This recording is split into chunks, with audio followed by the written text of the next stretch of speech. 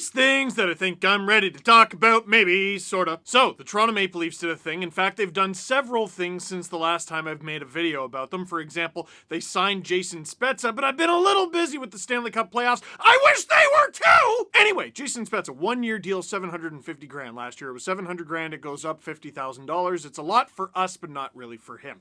Wayne Simmonds, though, with the story breaking today, making $1.5 million last year. He signs a 2-year deal at $900 grand to stay with the Leafs. I know a lot of Leafs Nation is mad at them. A few people on Twitter were like, I don't know what you're talking about. Read the replies. Fans are still really mad at this team. And to me, it should give the Leafs pause some of the reaction to this signing, how mad the fan base is. Because, dude, this is Wayne Simmonds. He's a fan favorite, and it's a 2-year deal at $900,000. For everyone who's like, oh, I don't know about this, do you understand? Do you understand how bad Wayne Simmonds would have to be to not live up to this contract? It's $900 grand for 2 years. He's gonna do it. He's gonna be fine. Last season, Wayne Simmonds had 8 goals, 14 assists for 22 points in 51 games. It was mostly in a depth role. There was the occasional fill-in sort of on the second line when guys were injured. But for the most part, Wayne Simmonds was on the 3rd or the 4th line, got a little bit of power play mixed in there, and he should have hit double-digit goals based on his 8-goal total in 51 games. And he probably would have got there because he was playing really good until he got a wrist injury. And some people go, oh, well, he's older and he's injury prone.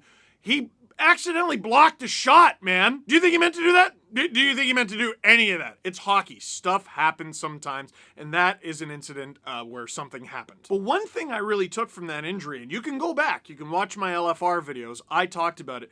The Leafs began this past season so hot, so unstoppable. And when Simmonds got hurt, he was playing pretty hot too. But when he got hurt in the games that followed, over the week or 2 weeks that followed, the team really didn't play the same at all. Didn't play as confident, didn't play as brash. Sheldon Keefe talked about how the bench was quieter, it seems.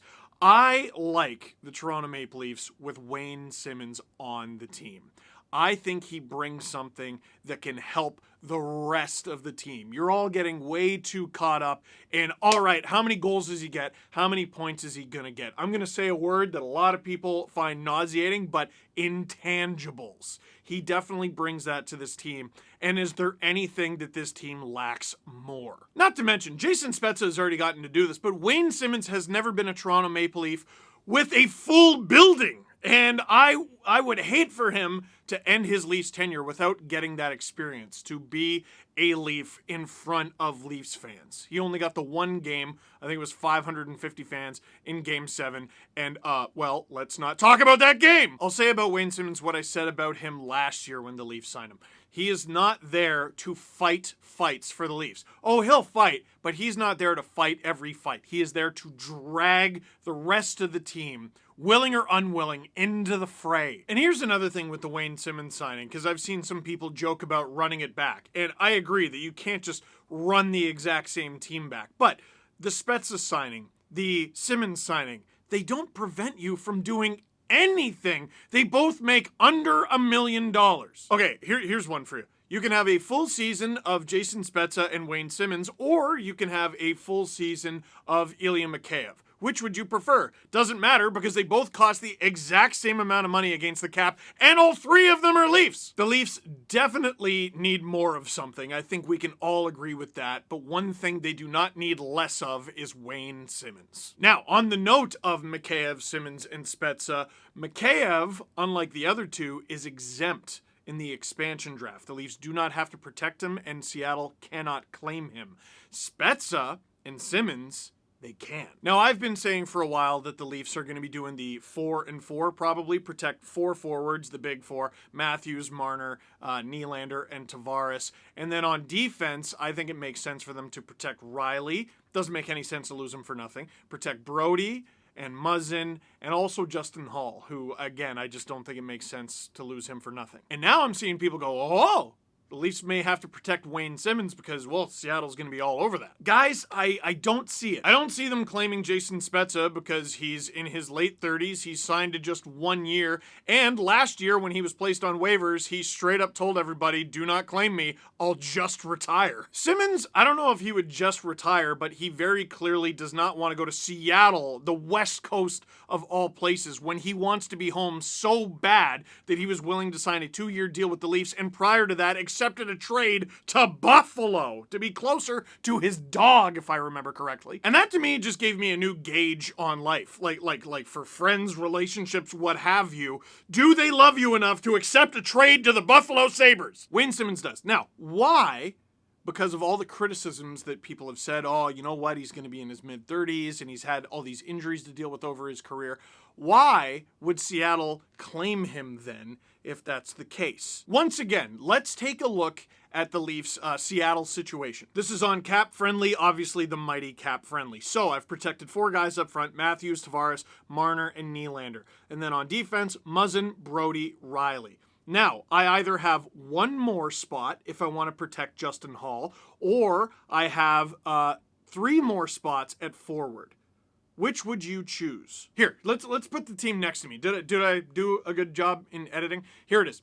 Anyone who is a pending UFA this year, if it says UFA 2021 next to their name, there's no point for Seattle to claim them, because if they want, they can claim someone from the Leafs and then sign the UFA. So in theory, Seattle could, let's say, take Alexander Kerfoot if the Leafs don't protect him. They could take Alexander Kerfoot, $3.5 million. He can play center, he can play the wing, he can play the power play, he can play the penalty kill, and he's only 26 years old. They could take him, and then they could also just sign Zach Hyman. Now, you do need some leadership. You do need some elder statesmen, but would Seattle, an expansion team, be better served getting a guy like Wayne Simmons, or getting a guy younger in their NHL career and elevate them in terms of their opportunity?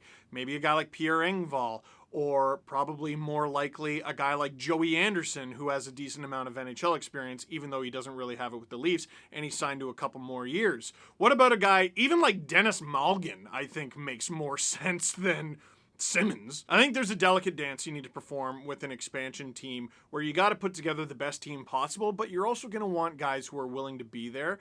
And unless I miss something, I don't get the impression that Wayne Simmons wants to play anywhere other than Toronto, and especially not on the West Coast at this point in his career. So for anyone looking at this deal and going, oh no, now the Leafs have to protect Simmons in the expansion draft, no, they don't have to do anything. Maybe part of the reason they gave him a 2-year deal is they feel like it protects him more. I don't know. I think he's a good piece for the Leafs. He can contribute offensively. He can contribute a little bit on special teams. There's leadership. There's grit. There's all these things that the Leafs lack. I think they are a better team with Wayne Simmons on the roster. That being said, they got some other issues here. First and foremost, yeah, Jack Campbell's great and everything, but they don't have a goalie. This is another thing. It looks like the Leafs put themselves in a position where, don't worry, we're not going to lose a goalie, because all they have is Jack Campbell, who I assume they're going to protect, and Michael Hutchinson, who they're going to expose, and that's why they gave him a 2-year deal last year. Once the expansion draft's done, they have to get a goalie, because I don't think anyone in the minors is ready for full-time NHL backup duty. But those are all topics for another video on another day. So, let me know. What do you think of the Spezza signing or the Simmons signing? Leave a comment in the comment box down below. For now, that is it for this one. Thank you very much for watching. Click like if you like this video. Click subscribe if you really liked it. Tell all your friends. For the next 2 years, the Wayne train will be making all stops in Toronto.